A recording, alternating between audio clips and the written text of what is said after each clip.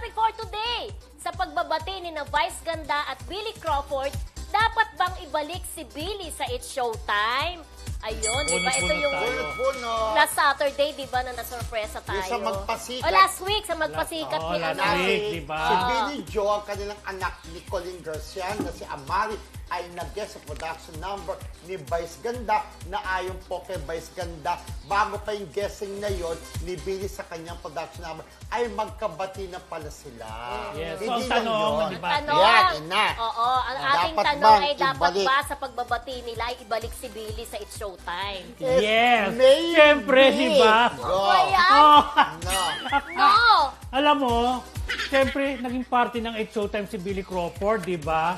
Kumbaga, kabisado na niya ang isa't isa, kabisado na niya ang mga ibang So, okay lang na ibalik siya kasi parang kapamilya naman talaga siya ng It's Showtime eh. Parang ganon. At saka isang talented na kagaya ni Billy ay nararapat lang sa It's Showtime. Ganon kasimple. Oo. Sa akin, siyempre, pangangatawanan ko tong no, di ba? Oh. Okay na ang It's Showtime ngayon eh. Naka-move on na sila. Okay na silang mag-friends. Pagka bumalik si Billy, baka magkaroon ulit ng samaan ng loob at magkaroon ulit ng lamat yung friendship nila. So, feeling ko yung pagbabati nilang yun, hanggang doon na lang yun. Ganon. Okay na sa akin. Pero, So, hindi na kailangan ibalik. Hindi na kailangan bumalik pa si Billy. Pero hindi eh. Kumbaga, ang Billy Crawford isang magaling na host. At kailangan pa rin ng mga magaling na host para sa Showtime. At saka yung mga biruan, yung mga sakay na sakay ng bawat isa eh. Kumbaga, hindi pahuhuli dyan si Billy eh. Yun. Yung sinasabing pagbabati hanggang doon na lang. Hindi, kung may chance, bakit hindi? Di ba? Kung may extra pa na pangpasahod sa next Showtime para kay Billy, bakit hindi siya ibalik? Di ba? Wala nang extra, wala nang franchise. Eh. Nakatipid na. At Imalay saka mo. lahat ng umalis, hindi naman na bumalik. Katulad ni, Eruption. Tsaka si Kuya Eruption. Kim. Diyos ko. Kim Atienza, di ba? Oh, hindi na sila bumalik. So, huwag na rin bumalik si Billy para magsama-sama na sila hindi bumalik. Hindi sa miniminus ko si Kuya Kim at saka si Raption. Ibang level naman si Billy Joe. Diba? Ibang level si Billy. So baka main host yan eh.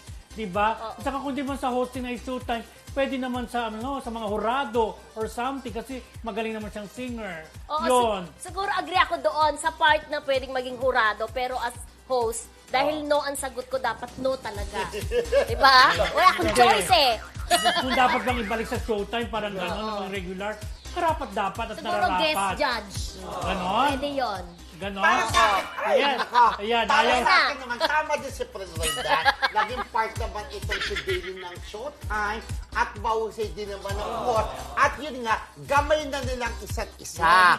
Yun ang gamay. So kung magbabalik man siya doon, bonggang-bongga at masaya na naman sila, pamilya. Group hand! Sasabihin naman. Pero tama din naman si Mildred, parang hindi na rin naman, kasi tumatayo na rin naman ng Showtime without Billy Crawford. Yes. Hindi na diba? natutumba. So, hindi na natutumba.